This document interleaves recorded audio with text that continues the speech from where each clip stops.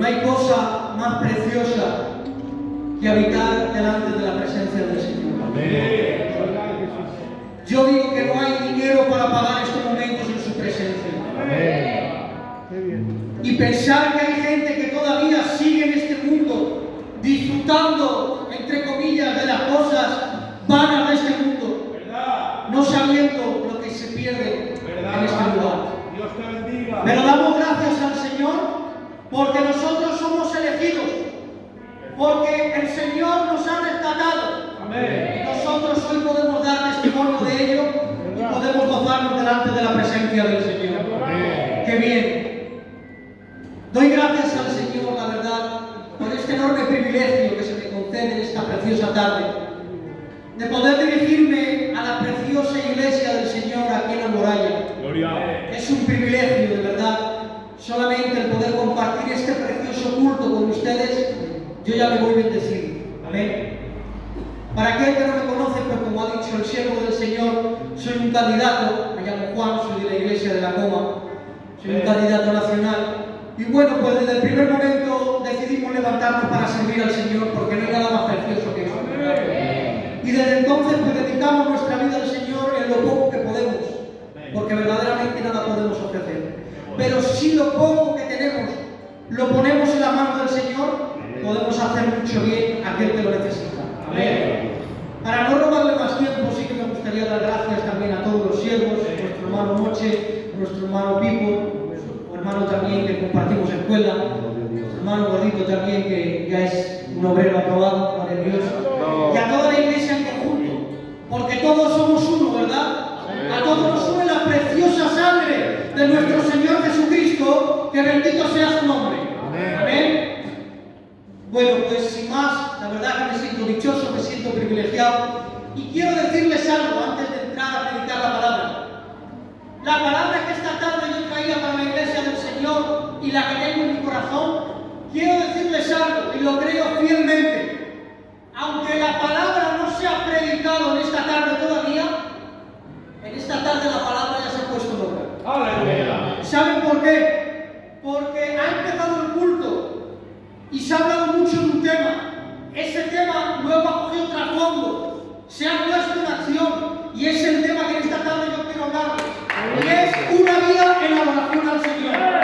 Que bendito sea su nombre. Y yo quiero decirles algo. La palabra ya es santa.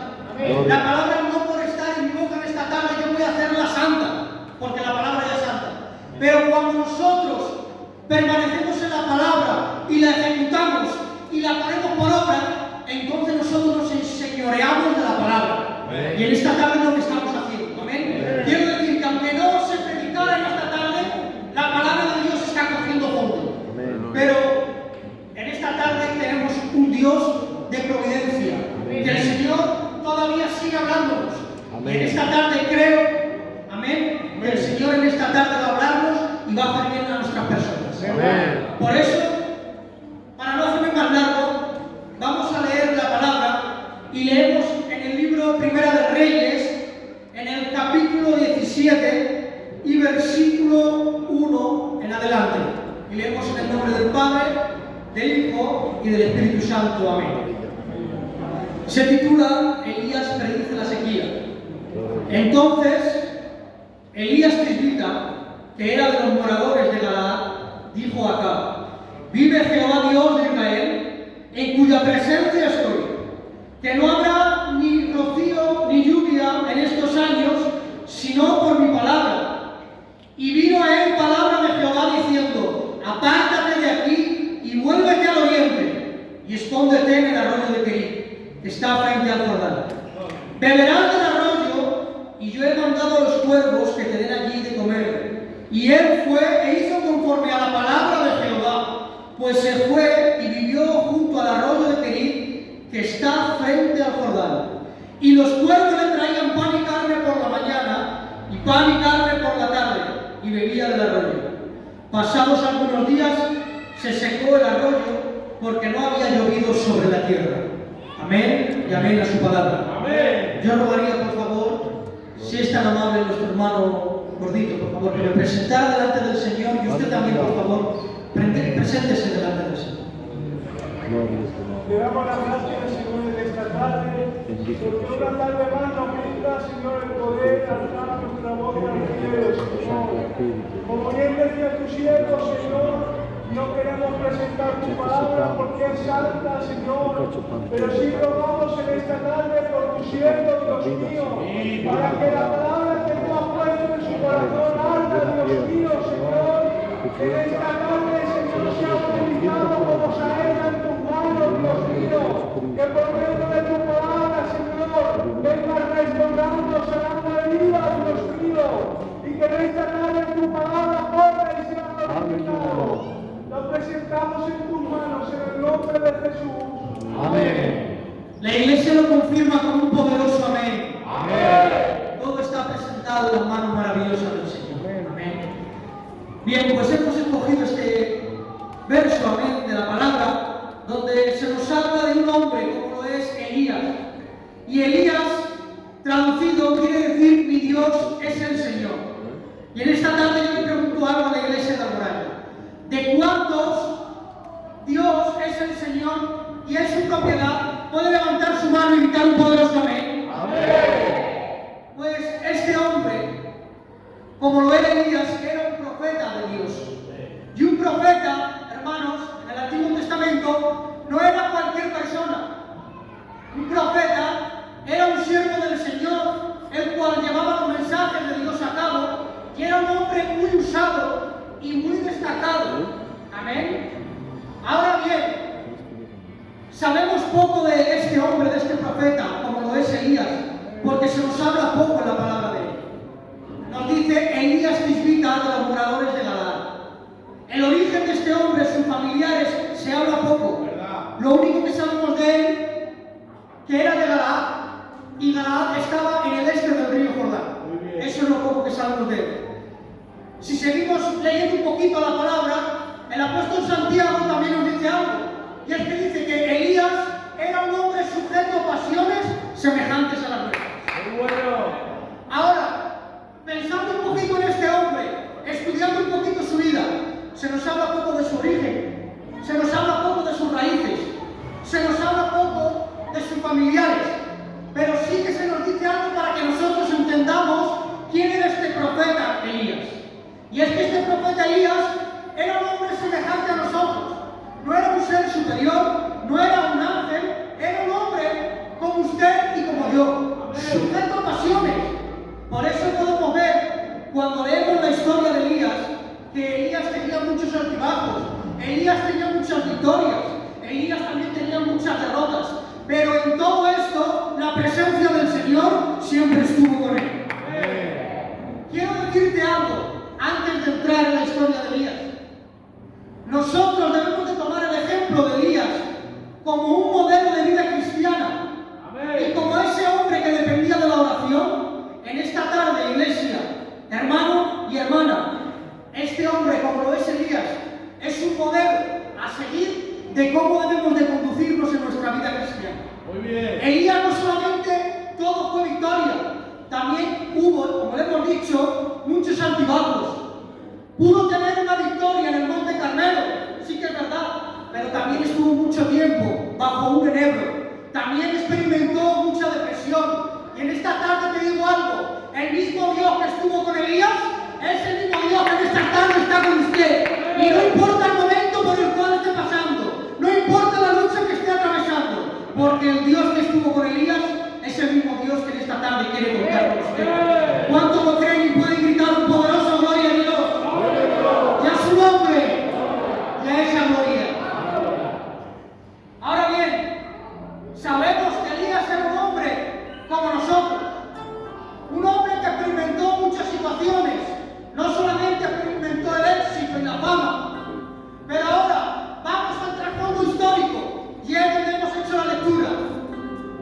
Era un tiempo muy difícil para el pueblo de Israel.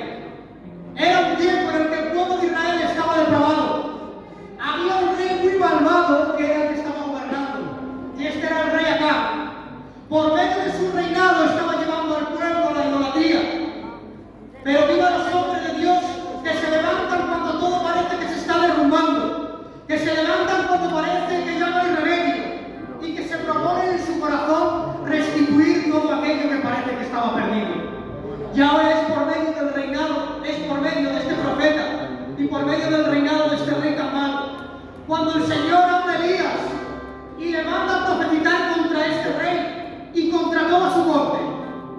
Y las palabras de Elías para este rey son: vive Jehová Dios de Israel, en cuya presencia estoy, que no habrá lluvia ni rocío en estos años, sino por mi palabra.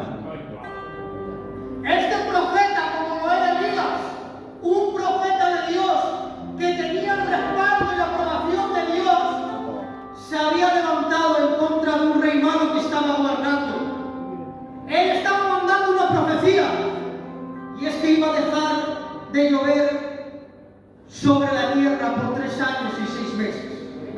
Y es que el apóstol Santiago, cuando nos habla de Elías, que era un hombre sujeto a pasiones semejantes a las nuestras, si seguimos leyendo un poquito más adelante dice: pero Elías oró fervientemente y dejó de llorar, dejó de llover.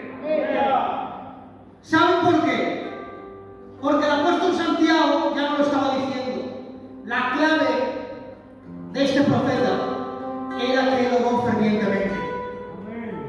Y usted no sabe el poder de Dios que se mueve cuando nosotros, como personas imperfectas, porque no podemos dar nada, pero si nos proponemos en nuestro corazón el deseo ardiente de orar fervientemente, de buscar al Señor con el corazón, ahí es donde podremos ver la gloria y los milagros de Dios actuar en la vida.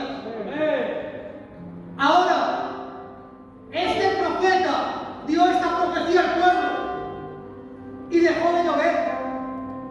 Dejó de llover durante mucho tiempo en esta provincia, en este pueblo. Y ahora el Señor le habla a Elías y le dice: Elías, quiero que te marches de esta ciudad y quiero que habites junto al arroyo de Kerit, porque yo allí te voy a sustentar y yo allí voy a estar contigo. Y Elías, como un hombre de Dios, como un profeta que tenía el respaldo y la aprobación de Dios, en ningún momento dudó en obedecer lo que el Señor le mandaba. Elías se levantó y se fue a este arroyo, como lo era el arroyo de Kerit. Ahora dice la palabra del Señor que en este arroyo bebía agua. Dense en cuenta que la profecía era que había una gran sequía. Esta sequía, hermanos, era muy mala, porque iba a destruir toda la ciudad, ganados, campos, cultivos. Iba a haber una destrucción verdaderamente. Imagínense 3 años y medio sin llover, en una tierra en la que hacía mucha calor. Era un momento muy difícil para el pueblo, pero era un momento que ellos estaban experimentando por la idolatría, por el rechazo a la verdad, por hacer a sus propios caminos y no someterse a lo que el Señor les demandaba. Porque hay caminos que al hombre le parecen rectos, pero son caminos de muerte y de perdición. Y con la desobediencia de este pueblo no se estaban dando cuenta que ellos mismos estaban cavando un camino de perdición para sus vidas.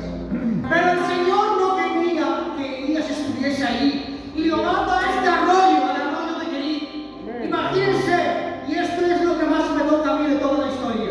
Dice que allí el Señor, junto a este arroyo, bebía, pero también el Señor ya preparó unos cuervos que alimentaban a Elías y le daban pan y carne por la mañana y pan y carne por la tarde. Y a mí lo que más me llama la atención, cómo el Señor se usó de unos simples cuervos. Discúlpenme la expresión, unos cuervos que son animales carnívoros, discúlpenme, incluso carroñeros, que se alimentan de todo lo que van viendo a su paso. El Señor se usa de estos simples cuervos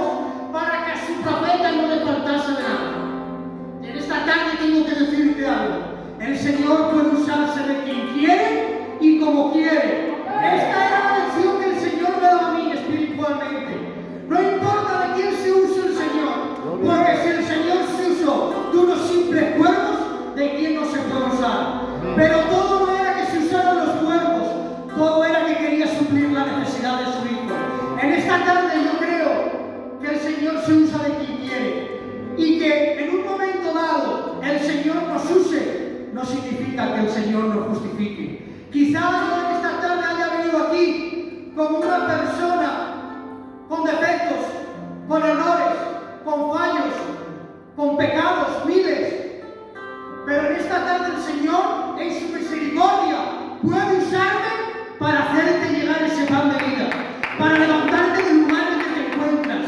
Quizás estás atravesando un momento como en el de Elías.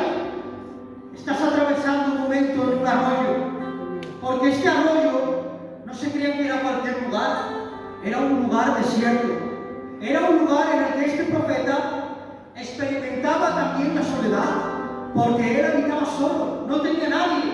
Sí que es verdad que la compañía de Dios estaba con él, pero no tenía un hermano a su lado, no tenía al hombro de un hermano en el que sujetarse, en el que apoyarse. Pero bendito sea el nombre del Señor, que aunque nadie esté contigo, que aunque la gente te rechace, no te importe nada ni nadie, porque el Señor ha prometido estar contigo hasta la fin del mundo. Y no importa lo que se levante en contra de ti, porque si Dios está contigo, no debes nada que temer. Gloria al nombre del Señor. La sequía continuaba, el arroyo se iba secando. Y a mí me llama mucho la atención que el arroyo se secó. Pero dice la palabra, y vino a él palabra de Jehová, diciendo, levántate y vete a Sarepta de Sidón. Imagínense, Elías estaba junto al arroyo, el arroyo se estaba secando, pero tuvo que venir la palabra de Dios a decirle, levántate y vete a Sarepta de Sidón. ¿Saben por qué? Porque Elías no se movía por lo que veía, él se movía por lo que sentía. Elías podía ver una gran sequía, Elías podía ver que incluso el arroyo se estaba secando, pero a él eso no importaba, que el propósito de Dios continuara hacia adelante. Tuvo que venir la palabra de Dios hablando a su vida para que este hombre se levantara de nuevo y obedeciera la palabra del Señor. Quiero decirte algo, el Señor te irá moviendo de un lugar a otro. ¿Saben por qué el Señor no dejó? Esto es lo que el Señor ponía en mi corazón. ¿Saben por qué el Señor no dejó a Elías ahí junto al arroyo y no dejó que esos aves siguieran alimentándole de pan y carne? Porque si así fuese, Elías se hubiera conformado y hubiera vivido en el conformismo de beber del agua de un arroyo y esperar que sus aves le alimentaran.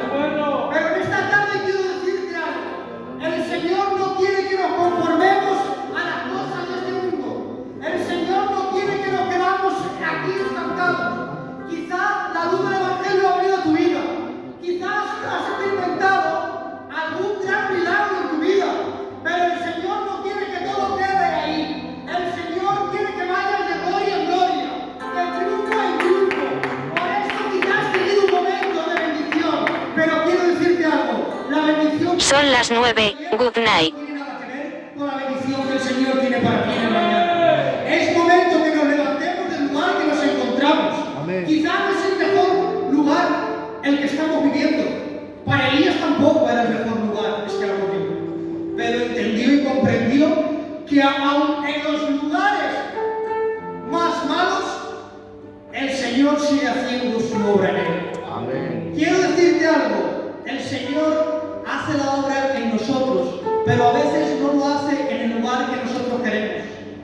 Hay veces que tenemos que experimentar el dolor, tenemos que experimentar la soledad, tenemos que experimentar la incomprensión de la familia, de los hermanos, la soledad. Pero quiero decirte algo, no debes de temer a nada de lo que todo esto ocurra, porque si Dios está contigo, iglesia, no hay nada de lo que debamos de temer. Y así fue, el arroyo se secó, vino palabra de Dios a Elías y le dijo, levántate y vete a Sarepta de Sidón, porque allí hay una viuda que te alimentará.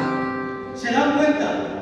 No importa el momento, no importa el lugar, no importa la circunstancia, porque el Señor se usó de unos cuervos, pero ahora se va a usar de una viuda. El Señor es un Dios sin límites. Los límites los pone usted. Tenemos un Dios de providencia.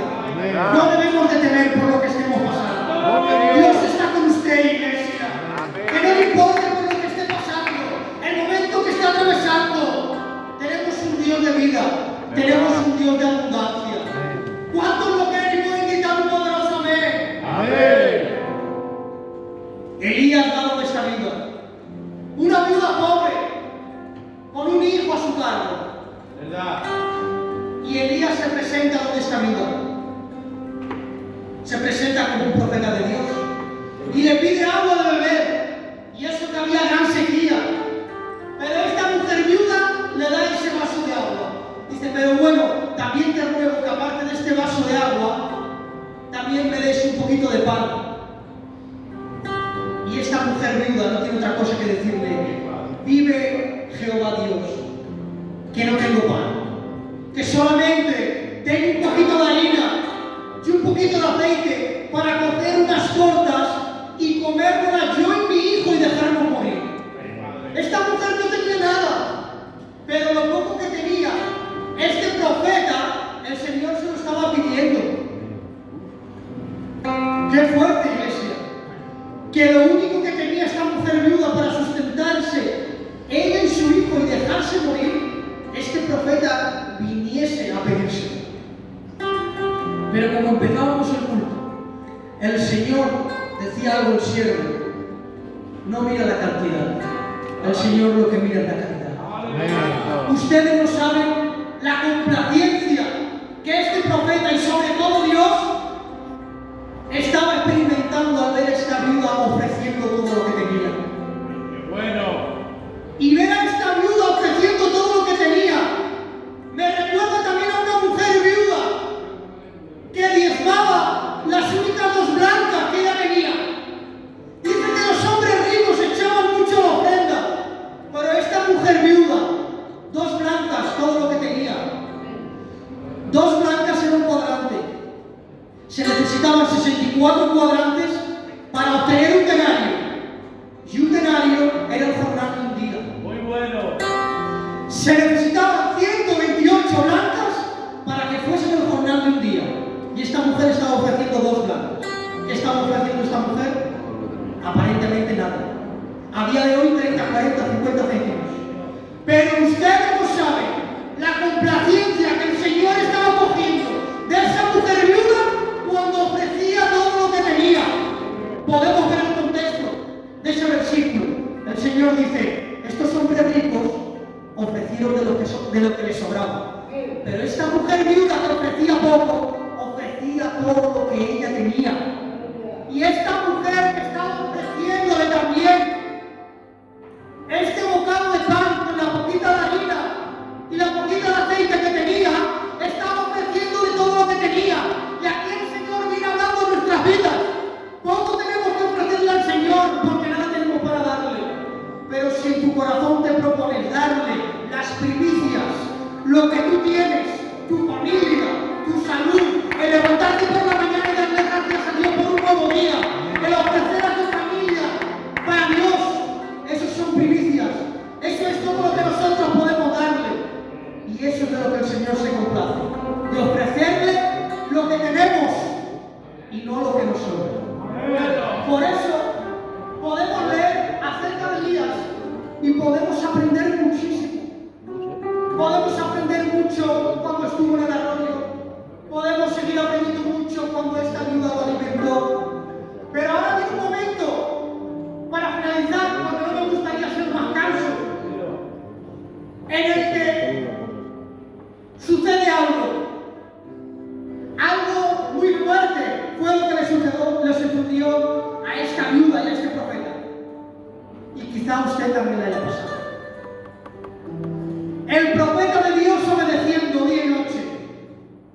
Elías aquí, Elías aquí. Elías allí, Elías aquí. Elías al arroyo, al arroyo. Elías donde la viuda, Elías donde la viuda. La viuda obedeciendo, dando las primicias, dando todo lo que tiene. Pero ahora llega un momento en el que el hijo de esta mujer viuda muere. Imagínense el dolor de una madre y sobre todo viuda. Lo único que tenía era su hijo y lo pierde. Esta mujer se siente triste, se siente decepcionada, se siente abatida y no tiene otra cosa que pronunciarse delante de este profeta. Y le dice así: ¿qué tengo yo contigo, varón? ¿Has venido a mí para traer en mi memoria mis iniquidades y para así hacer morir a mi hijo? En otras palabras, hermanos y hermanas, esta mujer viuda, experimentando esta situación de perder a su hijo, una prueba tan fuerte, tan delicada, estaba sintiendo culpabilidad. Esta viuda pensaba que su pasado que sus pecados, que su forma de vivir había provocado la muerte de su hijo. Por eso ella le dice, ¿qué tienes conmigo? ¿Has venido para traer a recuerdo mis iniquidades y hacer morir a mi hijo? Bueno. Pero claro, ahora el profeta, al ver que esta mujer viuda le habla así, él hace una oración al Señor y le dice, Señor, aún en la casa de la viuda que tú me has mandado que vaya, tú has permitido que acontezca todo esto.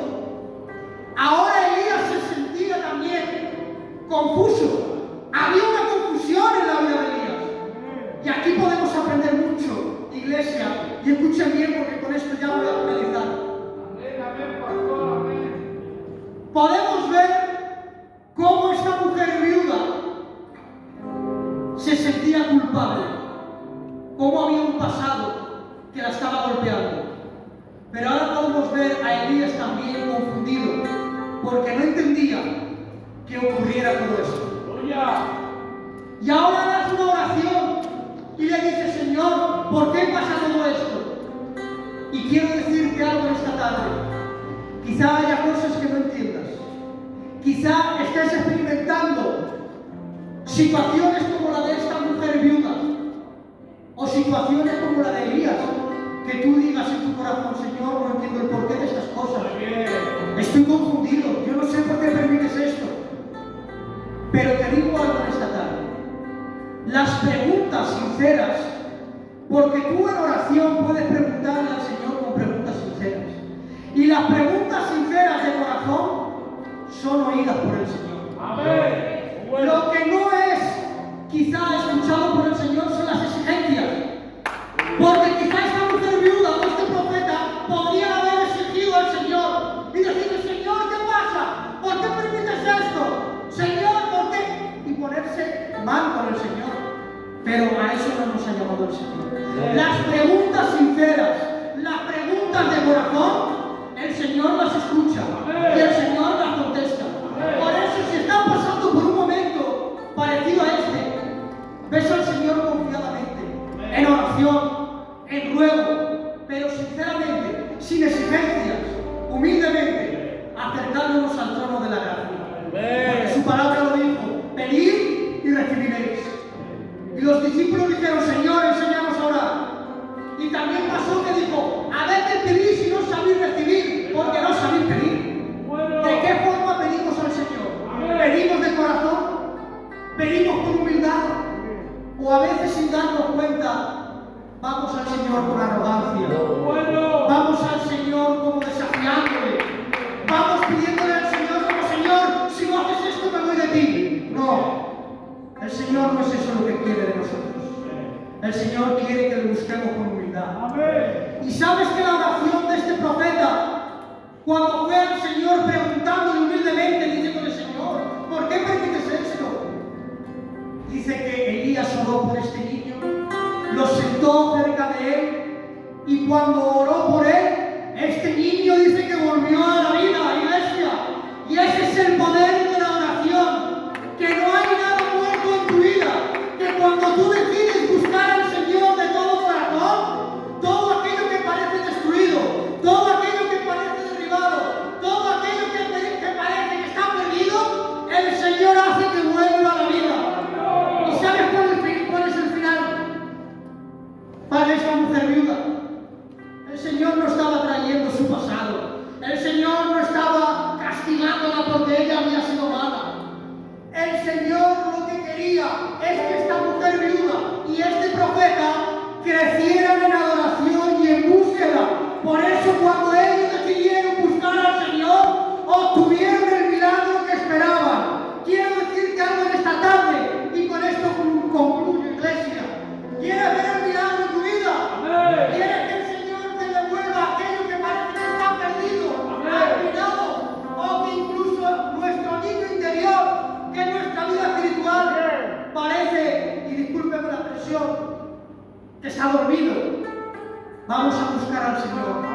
Vamos a buscarle con adoración, con ruego, con humildad, con súplica. Y el Señor escucha el clamor de los justos. Y ahí es donde podrás obtener tu victoria. Y en esta tarde ese es el consejo que les dejo. ¿Quieres vivir una vida íntegra? ¿Quieres vivir una vida de éxito? Con altibajos, con derrotas, con caídas, con fracasos, con victoria. Vive la adoración del Señor. Y ahí tendrás la victoria para tu vida. Que Dios le bendiga y el siervo